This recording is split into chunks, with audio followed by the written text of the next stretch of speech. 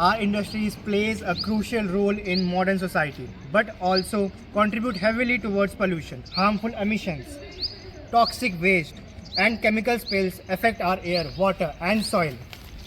The impact is clear: climate change, biodiversity loss, and health issues. But there is a solution: green chemistry. It is a revolutionary approach that focuses on designing safer products and sustainable processes from the start, reducing pollution at its source.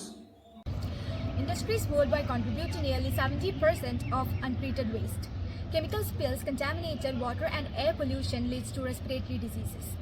Every year, millions suffer from pollution-related illness and ecosystems collapse due to industrial waste. But what if industries could function without harming the environment? Green chemistry focuses on innovation, preventing waste instead of managing it later. It promotes energy efficiency and safer non-toxic chemicals. Industries can switch to biodegradable materials, renewable energy, and less hazardous pollution methods. This isn't just an idea, it's already happening. भाई मेरा ये question है, जैसे आप अपना shop चलाते हो तो मतलब आप क्या यूज़ करते हो? मतलब आप जो अपने प्लास्टिक वेस्ट वगैरह है वो कहाँ डंप करते हो, या फिर क्या प्रोसीजर है आपका उन सबको फेंकने का? डस्टबिन वगैरह मतलब आते हैं, उसमें हम सब सबमिट कर देते, जब फेंक देते हैं उसमें। लेकिन जैसे हमने इस एरिया को और भी सर्वे लिया तो हमने देखा कि लोग नॉर्मल ऐसे फेंक देते हैं मतलब रोड पे। हाँ। तो मतलब आपको लगता है कि गवर्नमेंट को स्ट्रिक्ट एक्शंस लेने चाहिए इसके लिए, या फिर क्या लगता है आपको कि ये क्या होना क्या चाहिए ऐसे लोगों के लिए, या फिर आपको क्या लगता है कि ये कब चेंज होगा ये सब चीज़? लोग ऐसे फेंक देते हैं, अब उन्हें जैसे कि पहले रात हम भी फेंकते थे, बट अब नहीं फेंकते। हमें कहा जाता है कि नहीं फेंकना, करना यहाँ गंदगी नहीं फैलानी है, और इसलिए अब हम सीधा जो डस्टबिन आते हैं उसमें हम जाके फेंक देते हैं, वो हमसे कुछ चार्जेस लेते हैं। और ऐसा Do you check products while buying that? Is it made up of eco-friendly or sustainable?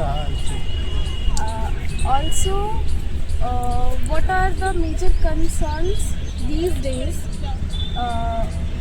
because of pollution? You think that we should be concerned about? Air pollution or food pollution, what is it? Sir, industrial pollution. Industrial pollution. Industrial pollution तो मैं ये सोचता हूँ कि जैसे industry से जो भी बाई प्रोडक्ट्स निकलते हैं, वेस्ट प्रोडक्ट्स हैं, वो हमारी सॉइल को पोल्यूट कर रहे हैं, वाटर को पोल्यूट कर रहे हैं, एयर को पोल्यूट कर रहे हैं। सर, और आप सस्टेनेबिलिटी के बारे में क्या थॉट रखते हैं? आप क्या मतलब आइडिया है आपको सस्टेनेबिलिटी को लेकर? पोल्यूशन के लिए हाँ, मतलब फ्यूचर में सस्टेनेबिलिटी या फिर इको फ्रेंडली प्रोडक्ट्स को रिलेटेड, या फिर कुछ हम चीज़ें ऐसे इनिशिएटिव्स करें जिससे पोल्यूशन का से बचा जा सके। देखो, जो इंडस्ट्री पोल्यूशंस के लिए तो आजकल तो जैसे स्मोक है, उसमें से ऐश वगैरह निकालने के लिए कुछ टेक्निक्स आते हैं, जैसे वो निकाल देते हैं। ऐसे ही सॉइल में जाने के लिए भी वाटर को प्योरीफाई किया जा सकता, तब सॉइल में गिर जाएगा। जैसे कुछ ऐसे एक संत सीतेबाजी कर रहे हैं ना, कि वो गंदा पानी है उसको जो पोल्यूटेड है उसको फिर साफ करके आगे बेचते हैं, रिसाइकल वगैरह ऐसे कर सकते हैं। और इंडस्ट्री पोल्यूशन जो है, एयर पोल्यूशन बता दिया है, सॉइल पोल्यूशन, वाटर पोल्यूशन है। तो सॉइल पोल्यूशन में जो इंडस्ट्री का जो वेस्ट है उसको जो डंप करने के लिए डंप भी करना है, तो उसको जो रिफाइन करके डंप किया जाए तो हो सकता है। और अभी आपके अकॉर्डिंग सबसे मेजर हेल्थ कंसर्न क्या है पोल्यूशन के कारण, इंडस्ट्रियल पोल्यूशन? इंडस्ट्रियल पोल्यूशन में तो जो एयर पोल्यूशन सबसे ज़्यादा डेंजरस है। जैसे सांस की बीमारियाँ बहुत हो रही हैं, बहुत ज़्यादा एयर में पोल्यूशन जो हो रहा है, उससे ज़्यादा बीमारियाँ तो जो चेस्ट रिलेटेड हैं उसी से। मैं तो यही सोचता हूँ।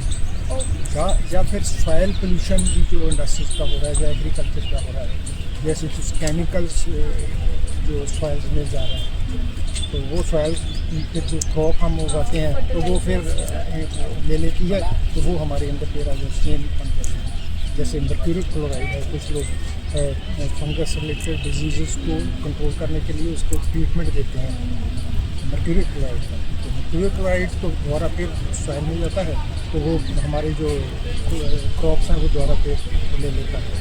तो वो फिर हम जैसे वीट है या राइस है हम खाते हैं, तो दोबारा फिर हमारे वो डिजीज़ बढ़ने की चांसेस हो सकते हैं।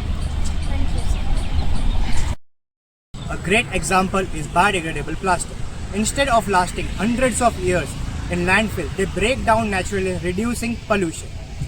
Another example is the textile industry using waterless dyeing, saving billions of liters of water annually. Around the world, companies are proving that green chemistry is the future. Biodegradable plastic replaces normal plastic, and carbon capture technology helps reducing emissions throughout the world. Green chemistry is the future. Support eco-friendly brands, demand sustainable practices, and spread the awareness. Government, industries, and consumers all have a role to play, and the time to act is now. Together we can create a cleaner and greener future.